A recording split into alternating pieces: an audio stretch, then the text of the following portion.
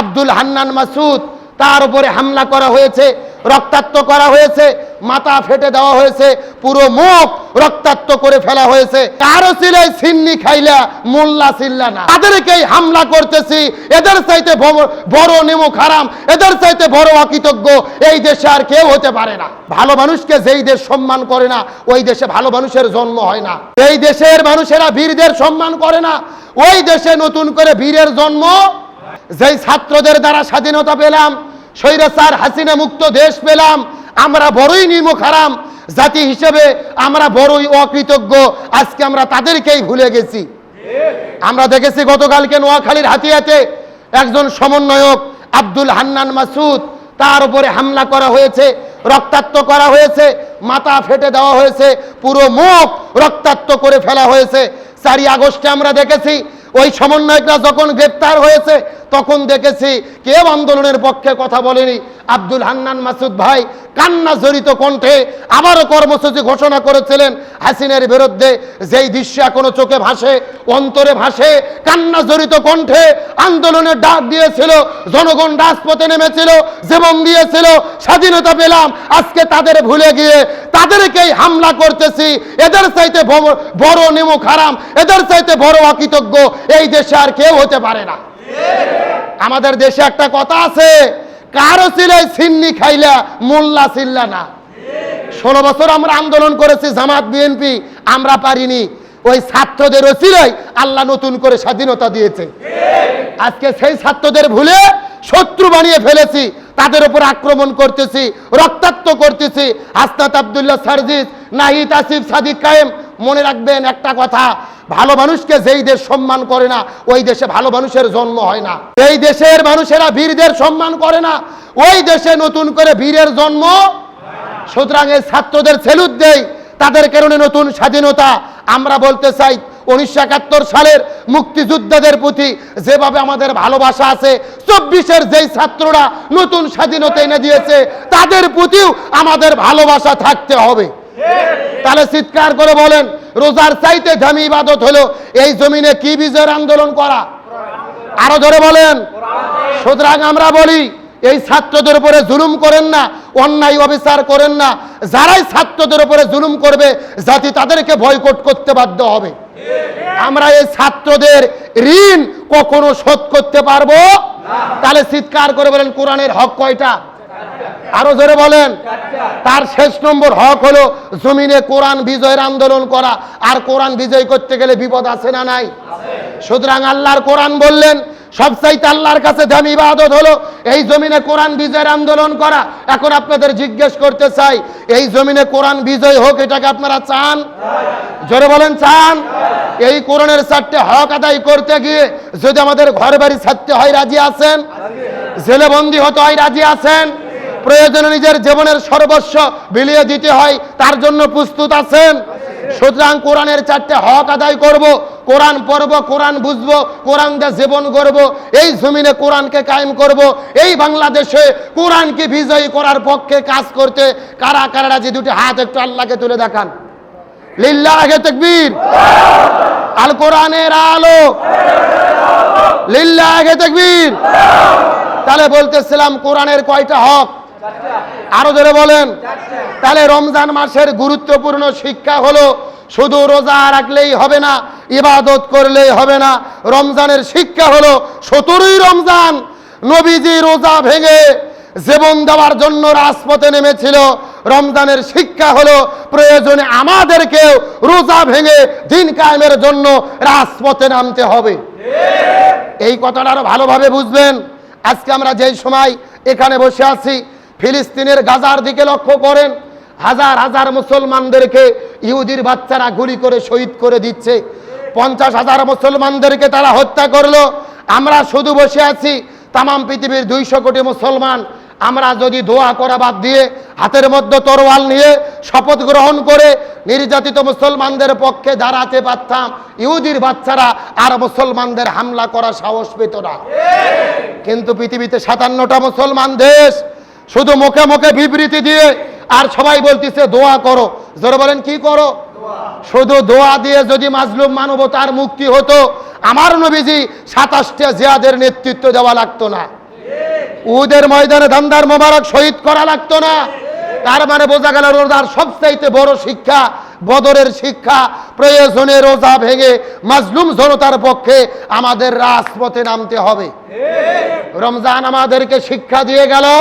একটি মাস আমরা রোজা রেখেছি, সেহরি খেয়েছি, রাতের বেলা ঘুম থেকে উঠে উঠে তাহাজ্জুদের নামাজ পড়েছি। রমজান আমাদেরকে শিক্ষা দিল বাকি 11টি মাস সারা রাত শুধু ঘুমালে হবে না, রাতের বেলা উঠে উঠে তাহাজ্জুদের নামাজ পড়ে আল্লাহর কাছে আমাদেরকে দাঁড়ায় যেতে হবে। আর রাসূল বলেছেন রোজাদারদের জন্য 2টা সুসংবাদ। 1 নম্বর হলো ইফতার, আর 2 নম্বর হলো আল্লাহর দিদার। রোজা রেখে ইফতার করার মধ্যে যেই আনন্দ, এই আনন্দ অন্য কারো ভেতরে। এখন বলেন তো, যারা রোজা থাকে না অথচ ইফতার করে, এইরকম লোক আছে না নাই? কথা বল না গা। এমনও ভাটপার আছে বলে যে রোজা না থাকে গুনাহ করছি, ইফতার না করে কি আবার গুনাহ করব? কথা বল না গা। আমি আজ থেকে 4 বছর আগে ঢাকাতে যখন থাকতাম, আমাকে একটা দাওয়াত দিয়েছে ইফতার পার্টি। যেরকম কি পার্টি? আমাদের বগুড়াতে তো হয় ইফতার মাহফিল, আর ঢাকাতে হয় ইফতার পার্টি।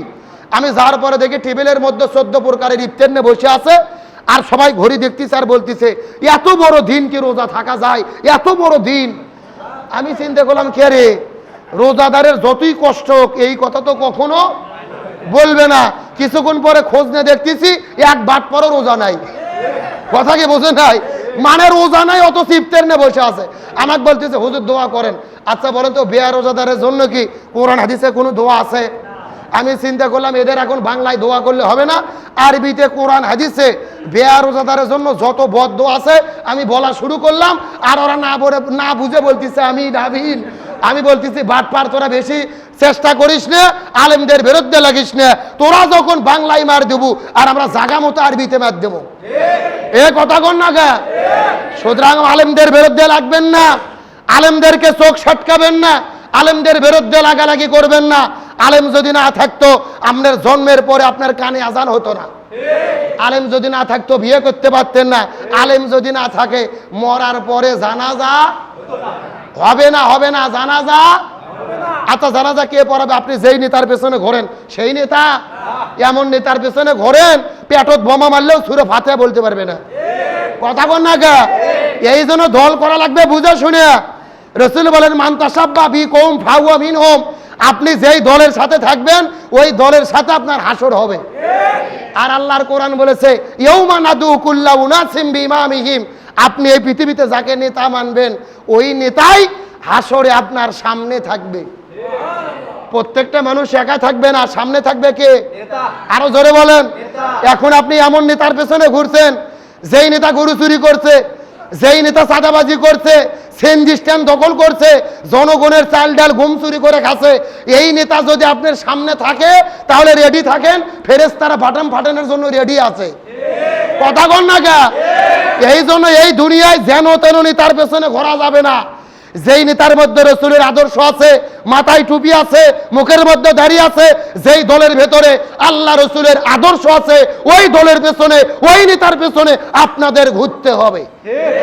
বুঝলে বুঝ পাতা, না বুঝলে অর্ধেক বললে বুদ্ধিমান বোঝে, পুরো বললে গাধাও বোঝে না।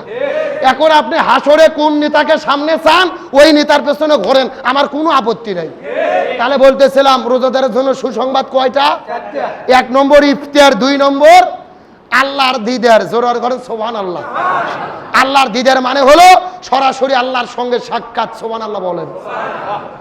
আমার প্রিয় বন্ধুগণ, মুসলমান ভাইরা গভীর মনোযোগ, শেষ কথাটা ভালো করে বোঝার চেষ্টা করবেন।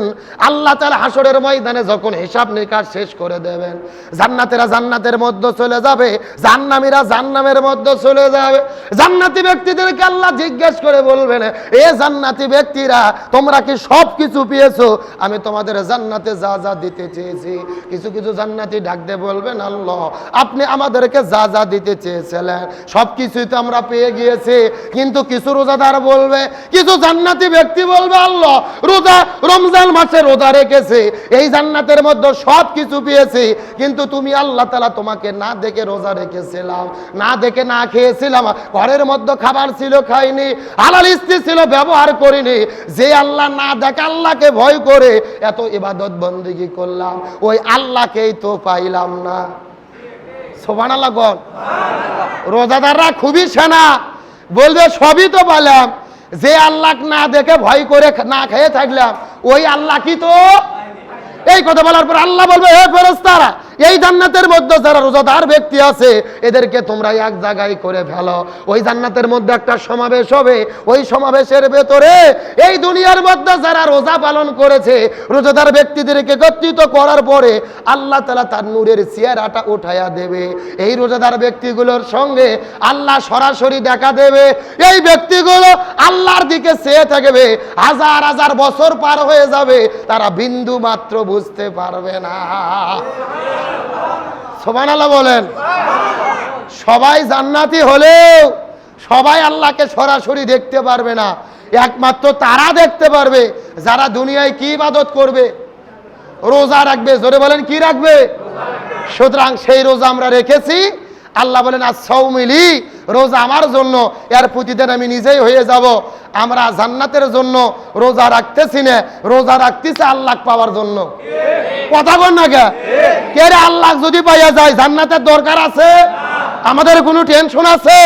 তাহলে রমজানের সবচাইতে বড় পাওয়া আল্লাহকে পাওয়া। তাই আসুন আমরা দোয়া করি আমাদের রোজার মাধ্যমে আল্লাহ যেন আল্লাহকে পাওয়ার তৌফিক দেয়, বলেন আমিন।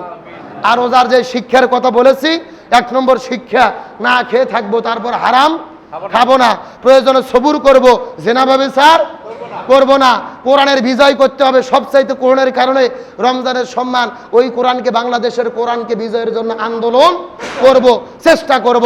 রমজানের প্রত্যেকটি শিক্ষা আল্লাহ মেনে চলার তৌফিক দিক, বলেন আমিন। আমার গোলাম রব্বানী ভাই দাওয়াত দিয়েছেন, যেহেতু তার বাড়িতে খাবার দাবারের আয়োজন, এজন্য আমরা আগেই শেষ করে দেব। এখানে শেষ করে আবার ওনার বাসায় যেতে হবে, খাবার দাবার দিতে হবে। যতটুকু কথা বলেছি কষ্ট পেয়েছেন আপনারা নাকি? আসলে ভাই আমাকে অনেক বেশি মহব্বত করে। আমার আরেকটা প্রোগ্রাম আছে, সেখানে আবার আমি যাওয়ার চেষ্টা করতেছি। ভাইয়ের অনুরোধে এসেছি। ভাইয়ের মা মারা গেছে, আমরা দোয়া করব আল্লাহ যেন তার মায়ের কবরটাকে জান্নাতের টুকরা বানিয়ে দেয়, বলেন আমিন।